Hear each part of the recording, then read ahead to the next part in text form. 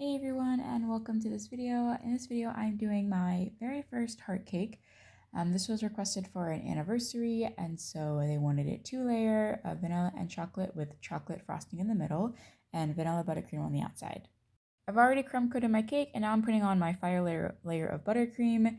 As you can see, I'm laying it on pretty thick on the top and then smoothing it around the sides with a bench scraper. One thing about heart shapes, or really any shapes with corners or like divots, they're definitely really hard to get smooth. Notice that when I go from the center of my cake outward right here, I don't go all the way to the edge. If I were to go all the way to the edge and scrape off my buttercream, I would basically ruin all of my corners. And so you have to get really used to swiping your spatula or your bench scraper roughly halfway, 3/4 of the way, stopping, and then scraping from the other direction to meet in that line or wherever you want to meet to make it look as neat as possible. I'll say next time I do a heart, what I'll probably do is get my corners nice and straight first. So start with the point at the edge first and then go back and do the top shape. I think the corner is the hardest part to get. And once you get that, you can then go back and do the other part, but it's up to you how you do it. I'm now going to go in and flatten out my top. I am going to put some decoration on here, and so I'm not going to go get it too smooth because a lot of it's going to get covered by wording and some piping. But once I have it nice and flat and straight, I'm going to pop it in the fridge and work on my buttercream roses. All right, I am not a buttercream rose expert. I actually watched maybe 2 or 3 YouTube tutorials to kind of get this, and they look decent to me. They look honestly kind of cactus-like. But I like to pipe my blobs on parchment paper, freeze those, and then go in and pipe my roses once they're frozen. I have really warm hands, and so when I hold this nail, my frosting is melting as we speak.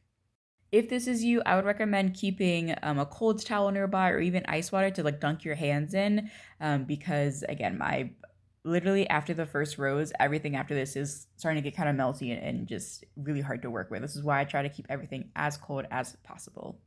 I also like how forgiving it is to pipe onto parchment, because if you don't like it, you can just, discard the parchment versus possibly, having this on your cake. And so that's why I like to use parchment squares.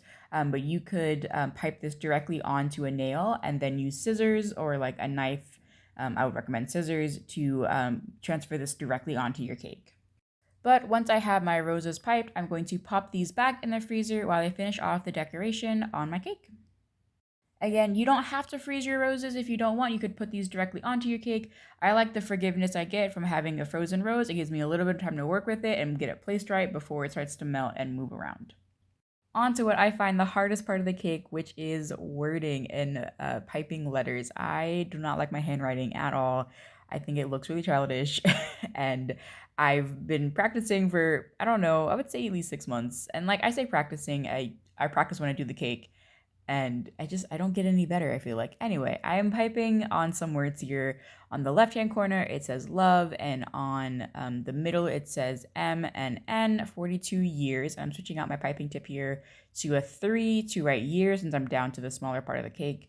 But I tried to leave a border so that way I could pipe on this shell border. This is a number 4 tip, and I just think I'm kind of overshooting it on this side. I put my love too far to the left, so I had to kind of move everything over a little bit to fit the border nicely. And we're going in with some nonpareils and some jimmies that are white, red, and pink to kind of bring in that love vibe. One thing I've learned from doing vintage cakes or watching vintage videos is that you want to pipe your top borders first and then move down the cake. Don't start with the bottom, because if you start with the bottom and then you mess up your top layer and it falls onto your bottom, you now messed up your bottom layer as well.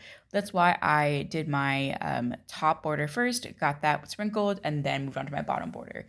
And now I'm just using my white buttercream to pipe some mounds so my roses sit up nice and pretty. They don't just fall flat. Just gives the cake a little bit of height. And then, yeah, we're going to be done. Overall, I'm pretty proud of this cake. I wish I got my lettering a little more center, as you'll see when I post the photo at the end. But I think this was really cute and great for an anniversary. As always, if you like the video or you want to see more of my content, you know what to do. Hit that like and subscribe. Also, thanks so much for hanging out to the end of the video. I do post videos the 2nd and 4th Friday of the month, and the last Tuesday I post a short. And I'll see you guys in the next one.